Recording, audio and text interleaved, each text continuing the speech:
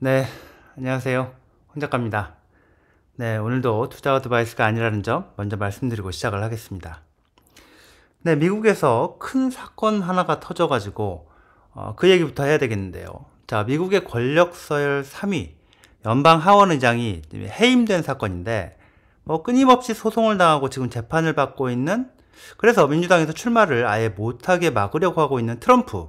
자, 트럼프한테 비판적인 공화당의 하원 의장이 트럼프 쪽의 공화당 의원들 주도로 해임이 된 사건입니다. 자, 하원 의장이 하원의 다수당인 공화당의 케빈 메카시, 바로 이 사람이었는데, 이 사람이 축출이 됐습니다. 해임이 된 거죠. 자, 이게 말이죠. 자, 대통령 유고시에 대통령이 되는 순서로 보면요, 부통령이 다음 순위고, 대통령 유고시에 부통령이고, 그 다음이 연방 하원 의장인데, 자, 그래서 권력서열 3위죠. 이 권력서열 3위가 공화당이 내부 반란으로 쫓겨났습니다. 이게 미국 역사상 처음이라는 건데, 하원 의장이 불신임 투표로 쫓겨난 게 처음이라는 거고요. 플로리다주 하원 의원 공화당의 맷 게이츠 의원의 주도로 불신임 투표안이 올라갔거든요. 근데 이 불신임 투표안이 올라가면서 이게 통과가 됐습니다. 근데 공화당의 강경파이자 트럼프와 가까운 이 게이츠 의원한테 합세한 이 같은 당의 의원들, 그리고 또 거기다가 민주당 의원들이 불신임 투표를 또 거기에 가세를 하면서 과반이 불신임 표를 던지면서 해임이 됐습니다. 케빈 메카시 의장이 해임이 되면서, 자, 일단 공석 상태는 아니고요. 이렇게 패트릭 맥켄리 의원, 공화당의 다른 의원이 의장 대행을 맡게 됐는데, 이 새로운 투표를 해서 새 의장을 뽑을 때까지 의장 대행을 이 사람이 하게 되는데요. 자, 맥켄리 의원은 메카시가 의장일 때, 의장으로 선출됐을 때 혹시라도 나한테 무슨 일이 생기면 의장 대행을 맡을 사람으로 이렇게 미리 정해둔 그런 의원이라고 알려져 있습니다. 자, 메카시가 쫓겨난 이유를 봐야 되는데요. 이게 가장 직접적인 게 정부 셧다운 사태인데, 메카시가 주도를 해서 정부 셧다운을 피할 수 있게 의회에서 민주당 공화당이 다음 연도 정부 예산안을 통과시킬 때까지 임시로 땜빵으로 예산안을 편성을 해줘서 정부가 공무원들 월급 줄 수 있게 그렇게 해준 건데요. 간단하게 얘기하자면, 자, 공화당에서 요구를 해온 게 임시 예산안 통과 조건으로 바이든 정권에서 급증한 불법 입국자를 막기 위한 어떤 국경 장벽 예산, 요걸 반영을 해야 되고, 또 국가 부채가 급증하는 상황에서 정부 예산도 깎고, 자, 이런 걸 받아내라. 그래야 임시 예산안 이거를 처리해 줄 수 있다. 자, 이렇게 해줘야 된다는 거였는데, 이번에 메카시가 그런 거 없이 백악관하고 민주당한테 굴복을 해서 공화당에서 요구하는 건 제대로 반영을 하지도 못하고, 자, 그러면서 임시 예산안을 처리해줬다. 이게 가장 직접적인 불신임 투표의 어떤 논거가 됐습니다. 근데 이게 사실 트럼프가 주장해 온 거기도 한데요. 자, 방금 얘기한 그런 것들이요.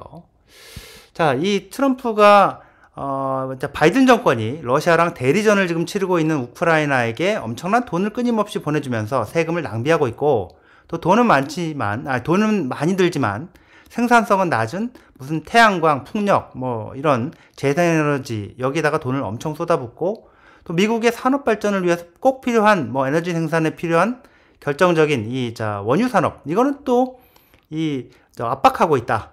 이러면서 바이든 민주당 정권의 주력 예산을 깎아야 된다. 이렇게 트럼프가 얘기를 해왔기 때문이죠. 자, 결과적으로 바이든 민주당 정권에 협조를 한 하원 의장을 트럼프 측근 의원들이 주도를 해서 쫓아낸 사건이라고 볼 수가 있겠습니다. 자, 바이든이 내년 대선에 출마할 가능성이 아주 희박하긴 한데, 민주당에서도 건강 문제에다가 인기가 갈수록 바닥을 치니까 바이든이 실제로 출마를 하겠다고는 했지만 정말로 출마할 거다 이렇게 믿는 사람은 별로 없는 것 같고요. 하여튼 최근 여론조사를 한번 보면요. 자, 최근 여론조사를 보면 이렇게 트럼프하고 바이든이 붙으면 트럼프가 앞선다는 걸로 여러 여론조사들에서 최근에, 자, 이게 최근 이쪽인데요. 최근에 이렇게 나오고 있습니다.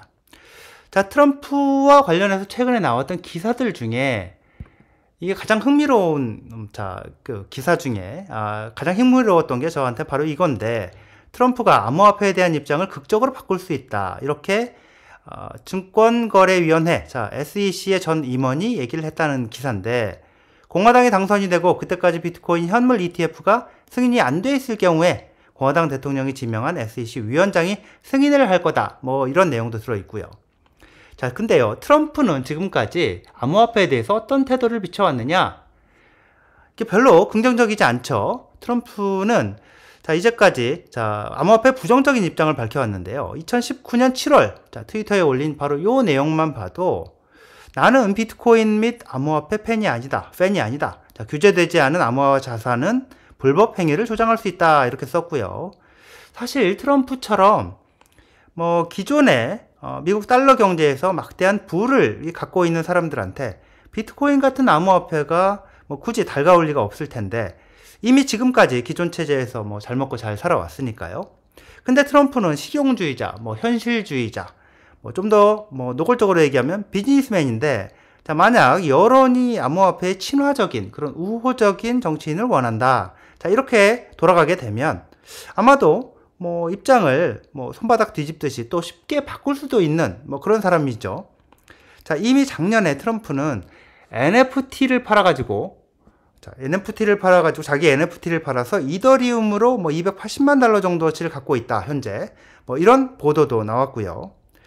트럼프가 아예 내년에 출마하지 못하도록, 출마를 하지 못하도록, 뭐 그렇게 민주당 쪽에서 계속해서 작업을 해왔는데, 재판을 받고도 트럼프가 뭐 처벌을 뭐 그렇게 세게 받지 않아서 출마를 아예 못하는 상황이 되지 않는다. 이렇게 된다면, 그러니까 출마할 수 있게 된다면, 여전히 내년 선거에서 트럼프 당선 확률이 현재까지 높게 나오고 있는 것도 사실입니다.